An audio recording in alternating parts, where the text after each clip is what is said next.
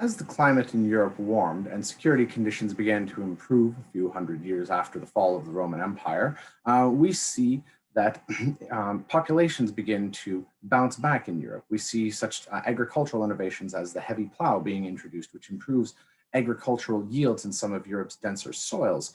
And this increase in population predictably produces an increase in specialization.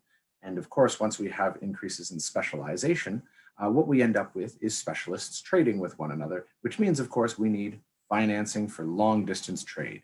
And this is where the Italian city-states are particularly important, because in the early Renaissance period, late Middle Ages, we begin to see the markets in Northern Europe along the Atlantic coast, along the North Sea coast, in the Baltic region, beginning to become more sophisticated. And these economies are hoping to engage in long distance trade ultimately with the Islamic Caliphate and markets beyond that in India and perhaps even in China. And so these types of long distance trade, of course, requires sophisticated financial arrangements. And the Italian city-states become, in some cases, deeply involved in financing and facilitating the movement of goods from Anatolia and the Levantine coast into the Northern European markets. Now, there are a number of technical innovations which occur at this time, but most of these are not Italian invented. Many of these are, in fact, borrowed from more successfully commercial partners in the Islamic Caliphate, and who in turn borrowed things even from their relations even further east in India and in Central Asia. For instance, the widely cited Arabic numerals that were adopted into Western business practice in the early Middle Ages are in fact Hindu numerals from even further to the east. And so similarly, the kinds of mathematics that we use for solving problems like the time value of money, what we would otherwise call algebra, is in fact an inheritance from that same Arabic source of inspiration, algebra.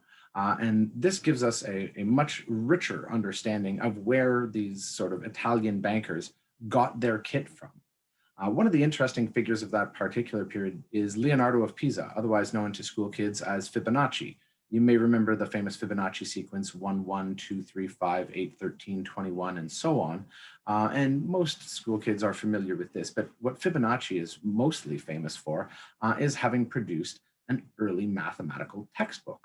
And what's most interesting from a financier's perspective is that in most of the chapters of his book, all his problems are business related.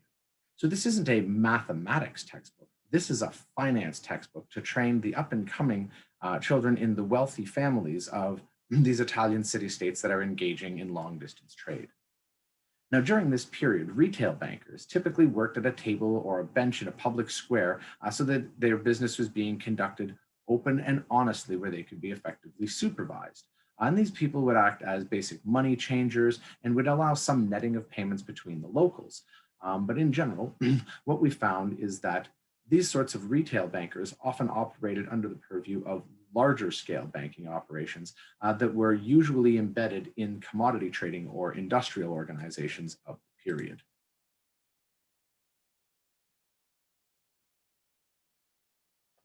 In particular, one of the more successful cities of this time was the Venetian city-state, what we see at the top end of the Adriatic Sea.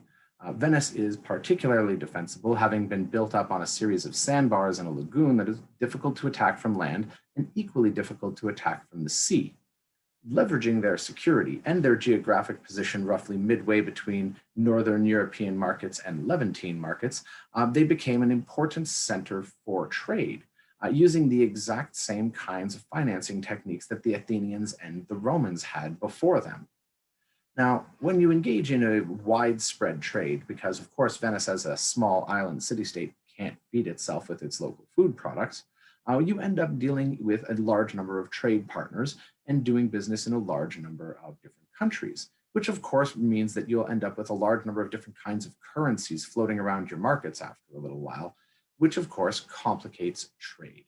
So one of the things that the Venetians began to do was to bring in coins from various locations, assay them at their mints, and remint them. We start to see the the minting of Venetian silver coins as early as the 8 and 900s, but the famous Venetian gold ducats don't begin to emerge until the 1300s. Now, in addition to the Venetians simply bringing in goods up the Adriatic and across the Eastern Mediterranean, what we also see are a variety of Tuscan merchants who are becoming involved in actually ferrying these goods from the port in Venice over the Alps into the markets in what are today France and Germany. Some of these are rather famous. You may recognize some of these names, particularly if you've traveled in Italy. These are the Bardi, Peruzzi, Riccardi, and Medici families, all of which had invested substantial amounts of money in this kind of international trade. Now, in order to finance this, they built up their own internal banks, and that's usually what they are most famous for. But it's worth noting that while some families like the Medici chose to vertically integrate with the state as a way of protecting their commercial interests, many other important bankers throughout history have preferred to try to be, or have preferred to be a power sort of behind the throne as opposed to becoming the Grand Dukes of Tuscany, for instance. And so I want to point out two particularly important bankers in European history, both of whom supported the imperial powers of their day and made themselves fantastically rich by having the right kinds of clients and helping these people to find money when they needed it. The first of these two is Jakob Fooger. It appears here on the left. Jakob Fooger of Augsburg in modern Germany was the banker to the papacy and the banker to the Holy Roman Emperor Charles V. He ran the papal mint. He processed all of the indulgence payments throughout Europe when people were buying or forgiveness for the sins of their dead relatives by making donations to the church. His bank, in fact, processed all of those payments and took a 50% fee. And interestingly enough, he was the key financier for almost the entire Habsburg Empire throughout most of his life. Now, Jakob Fooger accumulated such a powerful and vast position by, in particular, focusing on certain kinds of assets. What he hoped to do originally was to lend to certain sovereigns who had physical control of certain mines where metals that were used in making currency came from. So over time, by a series of loans to sovereigns who he then allowed to not pay back his loans, what he ended up doing was securing the rights to operate most of Europe's copper supply and almost all of its silver supply as well. In this way, if anybody wanted money, they not only had to borrow it from Fugger, but they also found themselves in a position of, even if they were borrowing from other bankers, borrowing coins that Fugger's companies had pulled out of the ground and sold to the mint in the first place.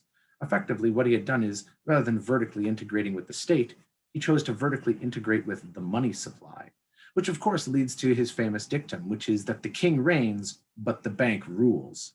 He was so successful as a banker that his heir inherited 7,000 kilograms of gold and properties across a number of cities that were worth roughly half that amount.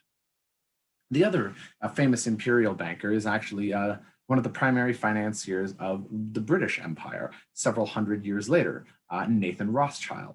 Nathan Rothschild had been one of 5 sons as part of the Frankfurt-based Rothschild banking family, who had been generally in the market of moving around high value but small items, things like gold or diamonds, sometimes silver, largely within European context. And it's from this banking network that Nathan borrowed all of the gold necessary to finance the British campaign against Napoleon in 1815. Now, as you'll hopefully remember from our discussion in the debt lesson, Nathan was almost ruined by having borrowed all of this money until he was successful at investing it into government bonds, which subsequently multiplied his wealth by a factor of over 100 in the next couple of years. This massive pile of money enabled the Rothschild banking family to move from being relatively small fry to being arguably one of the most important banking families in the entire world in the 18th century. His famous dictum, of course, was that I never buy at the bottom and I always sell too soon. Prudent advice for anyone hoping to build up the kind of wealth that Nathan Rothschild did.